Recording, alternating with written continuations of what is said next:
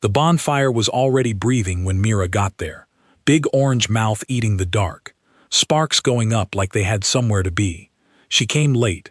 She always came late to pack things. Not because she forgot. She never forgot.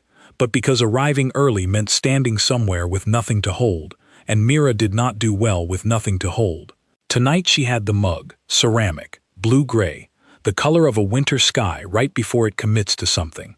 She'd made cider from the pack's apple trees, the ones behind the eastern fence that nobody touched in October except her.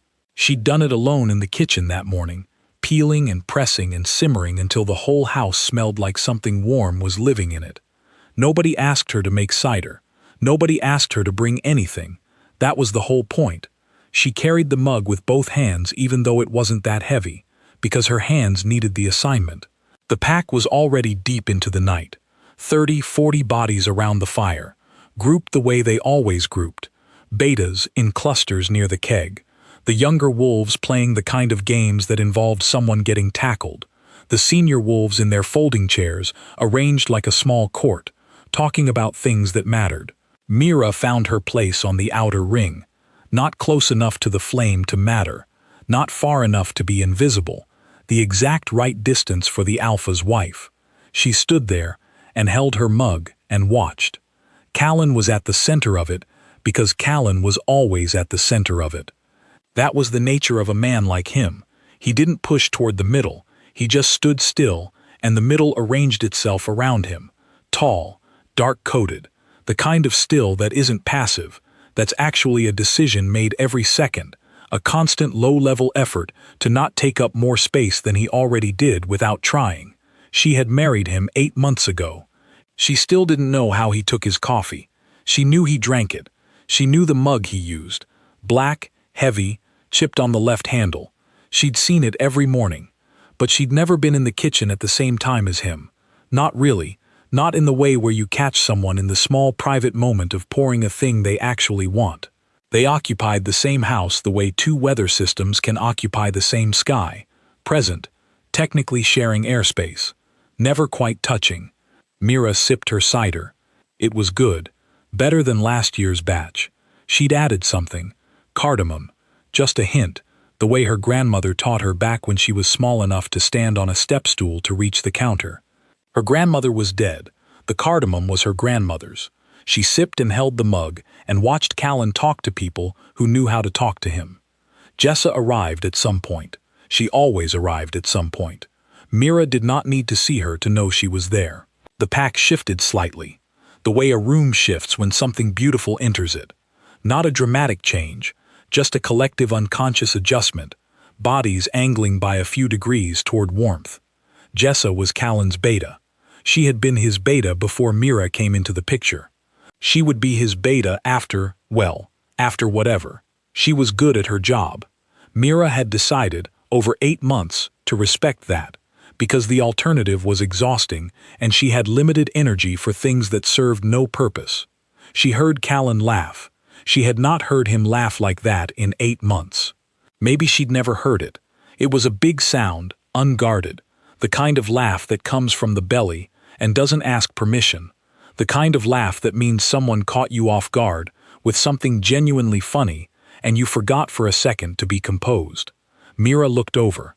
Jessa was saying something, gesturing with both hands, and Callan was laughing the laugh. Mira looked back at the fire. The mug was warm. She held it tighter. The night went the way these nights went. She was handed a plate she didn't ask for by someone being kind. She thanked them with the correct number of words. A couple of the pack's younger women came to stand near her for a while. Not really with her, near her, the way satellites orbit without committing to landing, and she made the kind of small talk that leaves no mark on anyone. She was good at this. She had gotten very good at being present in a way that didn't bother anybody. Trev came over at some point. 17, lanky, one of the youngest full wolves in the pack, still in that stage where confidence and cluelessness were braided together so tight you couldn't find the end of either. He was not unkind. He was just 17 and therefore occasionally catastrophic. Luna. He nodded. That was her title. Luna. Nobody said her name at these things. She sometimes went the full night without hearing it. Trev. She smiled. It was a real smile. She liked him, actually. He reminded her of her brother at that age. The same quality of being a disaster in good faith. He stood next to her for a minute, watching the fire. Then he said, because he had no idea what he was doing, "Do you think you'll ever really fit in here?" She turned to look at him. He must have heard something in the silence, some frequency she didn't mean to broadcast, because he scrambled immediately. I mean, not like, "You're the Luna, you fit in," obviously. I just meant, like socially, like, her eyes filled. It was involuntary. That was the thing about her body. It had its own opinions, and it expressed them without consulting her, and right now it had decided that "do you think you'll ever really fit in here" was the exact syllable arrangement that breached the wall she spent every day mortaring and remortaring, and so here were her eyes, deciding to fill, right in front of Trev, who was already suffering enough for a 17-year-old. She didn't cry. She blinked, once, and held the mug with both hands. But the eyes were wet, visible. She heard Callan laugh. She heard it happen before she understood it was happening. It wasn't a mean sound. She would spend time later trying to decide if that made it worse, and she would decide yes. Yes, it made it worse. Because a mean sound is a wound you can name and treat, and the person who made it is a clear villain, and you can build a story around that. This was not that. This was the sound of a man who glanced over and saw his wife's eyes glistening in the firelight, standing next to a panicking teenager with a cider mug pressed to her chest, and found it, found her, faintly, briefly, dismissively, ridiculous, not cruel, not targeted. Just a small, exhaled, careless dismissal, the way you'd laugh at a child who tripped over nothing. No malice, no thought, just a reflex. A man so unpracticed at looking at her that he looked once and got the whole thing wrong and moved on. A few people around him heard it. Some of them smiled, because he was the alpha, and when the alpha thought something was funny, smiling was a social reflex. Jess's face went carefully, specifically neutral. Trev looked like he wanted to be absorbed into the ground. Mira breathed in. She breathed out. Her eyes dried. Not because she stopped feeling whatever she'd been feeling. They dried because something underneath the feeling came up. Something older, something that had been waiting, and it was not hot, and it was not shaking, and it made no sound. It was the specific quiet of a woman who has just received the last piece of information she was waiting for, and now knows, with absolute clarity, what she is going to do. She looked at the mug. The cider was still warm. She held it with both hands. She breathed. She looked at Callan across the fire. He was already looking somewhere else. She did not leave dramatically. That was the first thing. She did not storm off. She did not set down her mug with any particular force.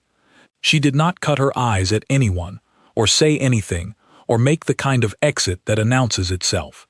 She simply finished what was in her mug, wiped the rim with her thumb out of habit, and walked back toward the house at the same pace she always walked anywhere. The path from the bonfire to the Alpha's house was maybe a quarter mile. Pack land, dark trees on either side, the fire shrinking behind her into just an orange glow she could feel on her back and then couldn't. The house was quiet. She let herself in through the side door, the one she always used because the front door had a heaviness to it that required both hands, and she was usually carrying something. The kitchen light was on the low setting. She put the mug in the sink. She ran water over it. She set it on the drying rack. Then she stood in the kitchen and she did the thing she had been not doing for 3 weeks, which was, she let herself know what she knew. 3 weeks ago, the pack healer had told her. The healer's name was Bess, 60-something, silver-braided, the kind of woman who delivered information the way a person hands you a thing made of glass, carefully, with both hands, watching your face. She had told Mira in a small room that smelled like dried herbs and old wood, and Mira had sat very still and listened, and then she had thanked Bess, and she had driven back to the Alpha's house, and she had sat in the car in the driveway for 22 minutes. 22 minutes of being the only person in the world who knew. Then she went inside and she made dinner, and Callan ate it and said it was good, which was high praise from him, and she said thank you, and he went back to his study, and she washed the dishes. For 3 weeks she had been watching for the door. Not a grand moment, not a movie moment. Just a door, a small, ordinary opening in the day, where she could say, "There is something I need to tell you," and it wouldn't feel like performing surgery in a parking lot. Where he might stop and face her fully for the first time in. She didn't have an exact number for how long, she just knew it was a long time. She watched for the door every day. The door did not appear. Now she stood in the kitchen at 11:15 at night, and she understood that she had been waiting for something he was not built to give her, and she had her answer, and the answer was not the one that ended with her staying. She packed light. This was easier than it should have been, which told her something about how she had been living in this house, like a person who always had one hand on their bag. She had not put roots down because some part of her had always known that roots here were not for her.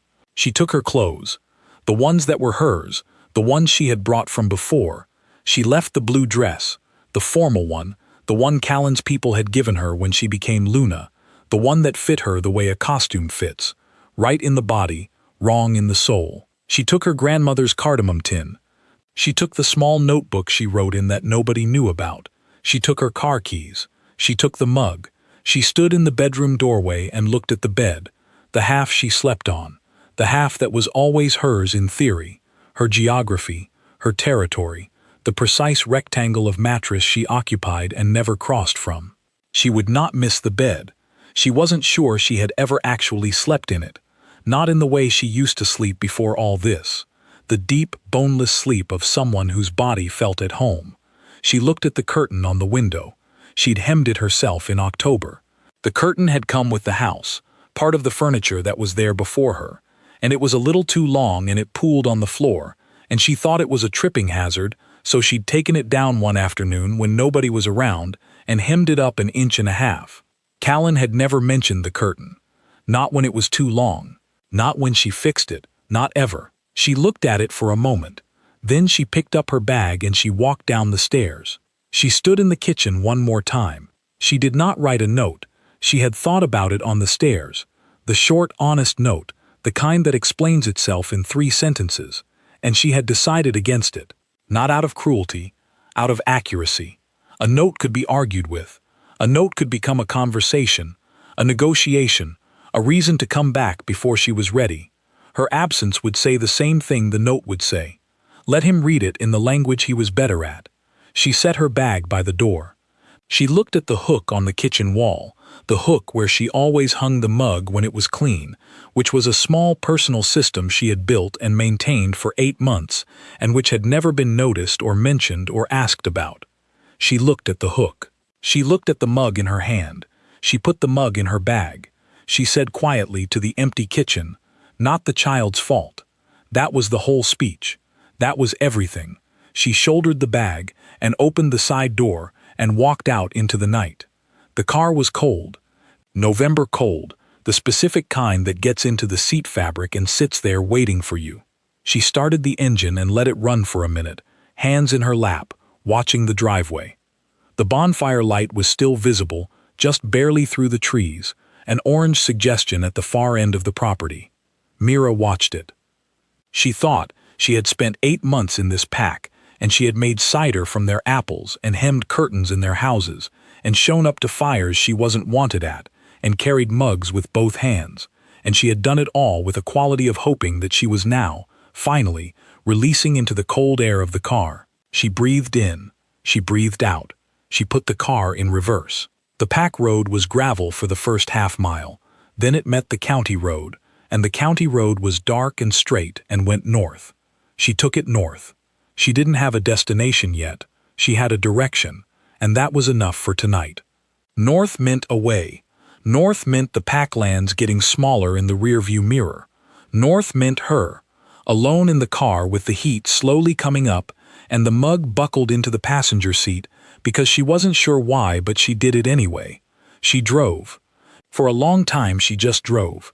At some point the tension in her shoulders dropped by about 1/2 inch, and she felt it go and understood she had been holding it there since. She didn't know when. Since before the fire. Since before Callan laughed.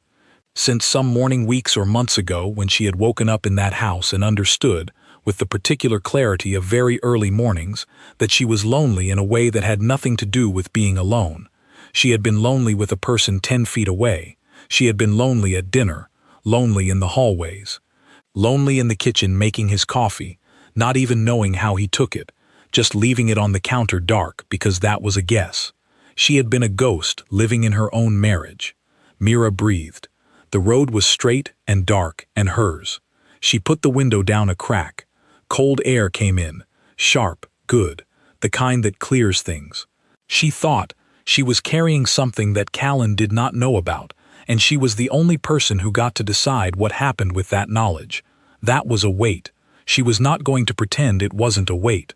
But it was also, and this was something she was only now understanding, driving north in the dark, hers. Fully, absolutely hers, in a way that nothing in that house had been hers. Not the bed, not the title, not the dress they gave her. This was hers. She put her hand over her stomach, just briefly, just a check, just a hello, and then she put it back on the wheel. Not the child's fault, she had said. She meant, this child will not be raised in a house where their father glances over once and decides their mother is a small thing.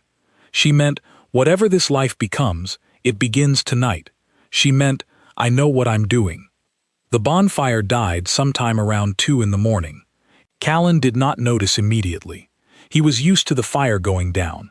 It always went down, and someone always stopped tending it when the night got late enough, and the pack drifted in ones and twos back to their homes, and he and Jessa usually did a last walk of the property before he went in. The walk was quiet. November, cold. The kind of night that makes you want the inside of a building. Jessa was not a talker during the property walk.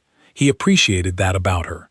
She understood that the walk was not social, it was functional, a last check of the territory before sleep, and it could happen without conversation. They finished the loop and she peeled off toward her own place, and he went inside. The house was quiet. He did not notice right away. He went to the study first. Some habit, he always stopped in the study before bed, stood at the window for a minute, thought about whatever required thinking about. Tonight it was logistics.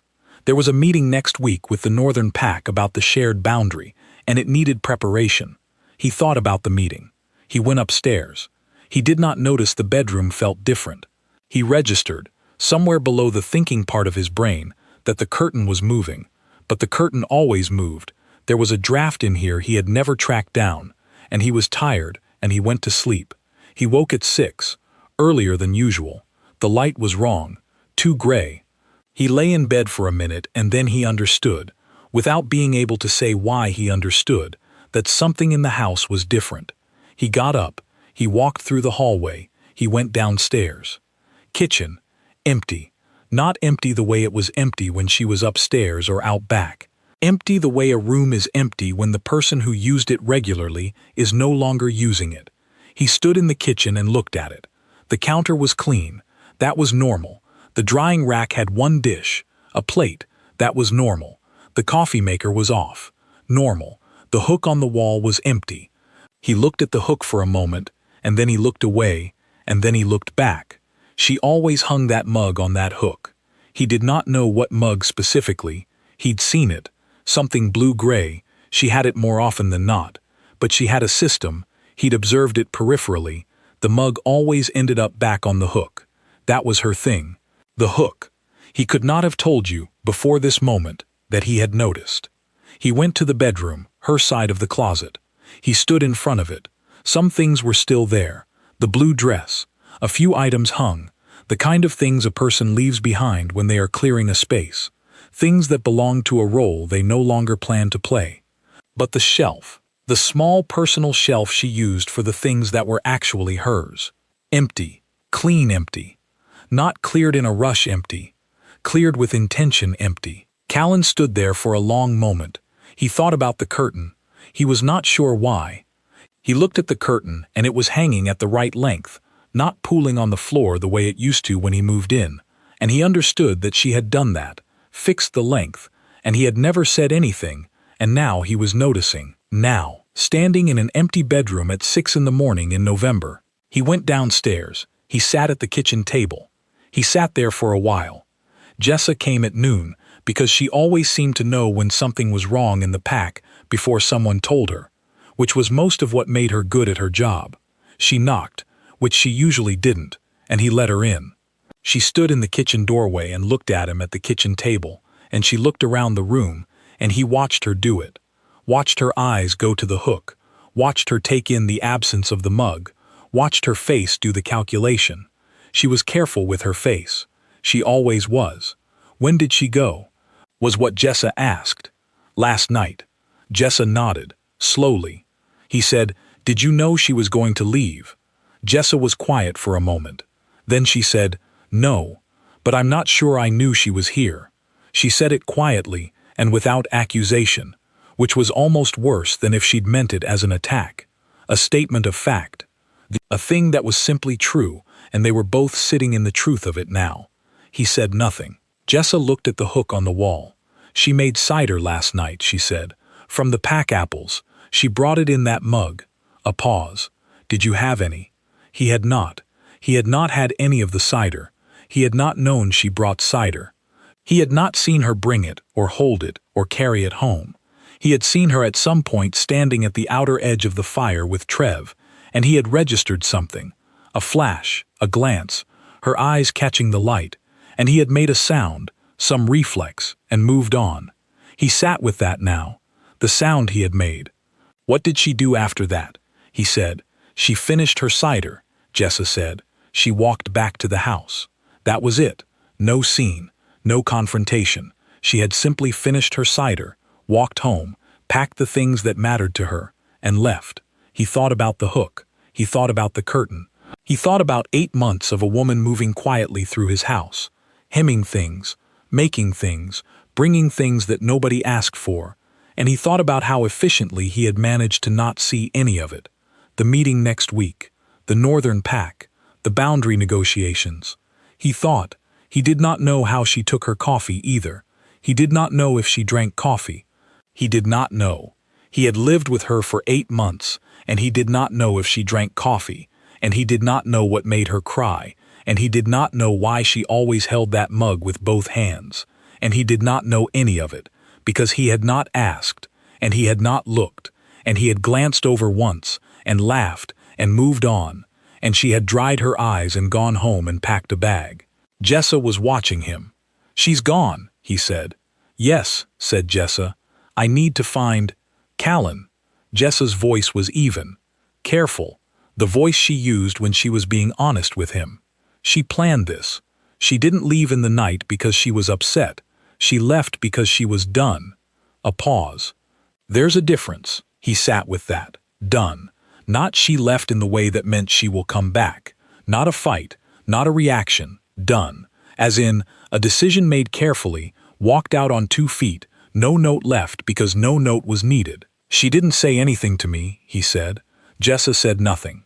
He understood, sitting there, that this was the point, that the not saying anything was the thing, that she had been saying things, small, quiet, accumulated things, for 8 months, in the only language available to her, and he had been fluent in none of it. The cider nobody asked for, the curtain she hemmed alone, the mug on the hook. The hook was empty now.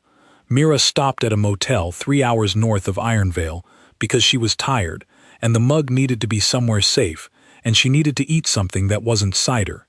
The room was nothing, a bed, a lamp, a window with a thin curtain in front of a parking lot. She put her bag on the bed, and she put the mug on the bedside table, and she sat on the edge of the mattress, and she was quiet for a minute. She thought about the road ahead, which was not yet a specific thing, and she thought about what she was carrying, and she breathed. Her grandmother used to say, "The day after the hard day is just a day. Not better, not fixed, just a day. A regular day, with things to do in it, and things that needed holding, and probably something that needed hemming, and maybe, if you were lucky, something that smelled like cardamom and apples." Mira looked at the mug. She thought, tomorrow will be a regular day. Not easy, regular. And the day after, and the one after, she thought, this child will never stand at the outer edge of a fire, wondering if they are allowed to move closer. She thought, I know how to make things warm. She lay back on the bed without taking off her coat, just for a minute, just to feel the horizontal, and she looked at the ceiling, and she breathed in, and she breathed out, and the mug sat on the table beside her solid and blue-gray and warm from her hands, and outside the window the parking lot was quiet, and the road was still there, and she was still on it. Callan sat in his kitchen until dark, not waiting for anything, not making a plan, just sitting in a room that had been lived in by someone he had not properly accounted for, in a house that had been a house because of small decisions, a hemmed curtain, a batch of cider, a mug on a hook, that he had never once looked at long enough to understand. Jessa had gone home at some point. The kitchen light was on the low setting. He looked at the hook. He thought, she was here for 8 months. He thought, I don't know anything about her. He thought, she is carrying something. He did not know why he thought that last one. Some wolf instinct, some pull, some thread he had been ignoring, that was now taut in a way he could feel. He could not name what she was carrying. He just knew the weight of it, somehow, the way you know a room has changed before you can say what changed.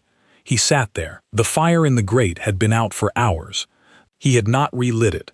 The house was cold and quiet, and perfectly, completely his, and he sat in it, and he sat in it, and he sat in it, and for the first time in 8 months he was aware of the sound it made, or rather, the sound it didn't make, without her in it. The hook was empty.